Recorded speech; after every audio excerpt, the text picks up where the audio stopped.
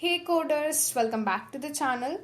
In this video we are going to talk about the basics of CSS, and hence here I am in text editor, and the first property that we are going to discuss is CSS Background, and we will be styling the heading tag, that is H2 tag, and here we are using internal CSS to style the HTML document. Hence all the styling properties will be in the style tag, and here I am defining background color for heading tag, which is red. And let's refresh the web page, and you can see specifically for the heading tag the background color is red. Now let's do the same for the body tag, and here I'll be specifying background color as sky blue because it will complement the red color and give a good look to the web page. And let's refresh the web page again, and you can see now the entire web page is in blue color because body tag occupies the entire web page. Now let's remove the background color property for the body tag and try to insert background image, for which I am using property background image, and it has a fixed attribute URL, and here you are supposed to insert or write the image name enclosed in double quotes. Take care of the extensions while specifying the image name. Here I have used .jpeg because it's the extension of the image that I want to insert. And after refreshing the web page, you can see the background image has repeated itself twice so that it can fit the web page. So this is all about the CSS background basics. Now moving towards the second property, that is CSS Border, and for heading tag I'll be specifying and here I am specifying border properties. So I'll first specify border width. Let's first specify border style, and I'll be specifying it as solid. And let's refresh the web page, and you can see there is a solid border around the heading, that is CSS border. Now let's specify the border width. So here I am using property border width, and then I'll specify it as 5 pixels. And let's refresh the web page again, and you can see the border now looks little bolder. Now let's specify the border color, and I'll be specifying it as red. And let's again refresh the web page, and you can see there is a border of red color with width of 5 pixels. And we will do the same for some other content of the HTML, and hence here I am adding a paragraph so that we can style that paragraph. So here I am done with adding a paragraph, and now I'll use p tag and define the CSS properties for it. And now there is a shorthand property to define the style, width and color of a border, which is border. And here you first specify border width, then comes border style, and then comes border color. And then let's refresh the web page, and you can see there is the same output, and now you can see both the outputs are same, but the number of lines of codes has been reduced.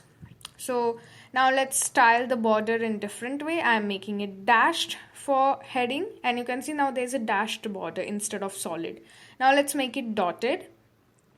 So let's refresh the web page, and now you can see instead of dash there are dots now.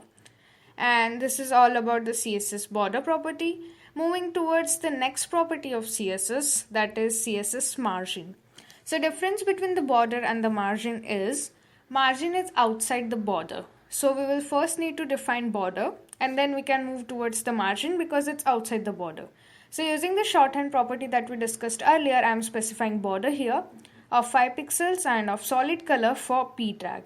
And you can see there is a border on the web page. Now we will do something with the margin property, and here I am specifying margin top first, for which I am using property margin top, and I am specifying it as 100 pixels. And after refreshing the web page, you can see the content has shifted towards the downward because it has now the distance of 100 pixels from the top. We will do the same for margin left, and we will specify it as of 150 pixels, and now the content should move to the right, and it has been moved to the right. Now let's specify margin right so that our content will be in the center, and I'm specifying it as 120 pixels. And after refreshing the web page, you can see the content is in the center now. Now there is also a shorthand property for the margin, just like we had for border, and we will use that property for the heading tag. So we will first specify border for heading, which is of 50 pixels and solid. And let's refresh the web page, and you can see it has border now. And let's use the shorthand property for the margin, which is the margin property itself. And we first specify margin top here, then margin right, then margin bottom, and then margin left. You go in clockwise direction basically. And after refreshing the web page, you can see the output of both the queries is same, or both the codes is same. So this is all about the CSS margin property. Now let's move towards the CSS padding. And padding is basically space between the content and the border, and it lies inside the border. Hence I have specified border first, and now we will work with padding. So for p tag I am specifying padding top first, and I am specifying it as 25 pixels. And now the distance between the border top and the content should increase by 25 pixels, and you can see it has increased. Now we will specify padding right, and I'm specifying it as 20 pixels. And after refreshing the web page, you can see the content has shifted towards the left. But shift is not that visible, so let's increase the value to 30 pixels. And again refreshing the web page, and you can see the distance has increased.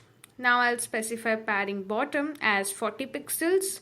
And let's refresh the web page, and you can see the space has increased at the bottom of the content. Now I'll specify padding left. Basically we are going in clockwise direction, and it will provide the better understanding for shorthand property of padding. And now we are done with the styling for p tag. We will do for the heading tag as well. We are using shorthand property, so we will first specify padding top, then padding right, then padding bottom, and then padding left. And we had kept the values same for better understanding. And after refreshing the web page, you can see the output for both the codes is same, which means the 4 line of code and the single line of code works in same way. So that's all about this video. Thank you for watching the video till the end, and if you enjoyed watching our videos, subscribe to the channel and stay connected. Hey coders, welcome back to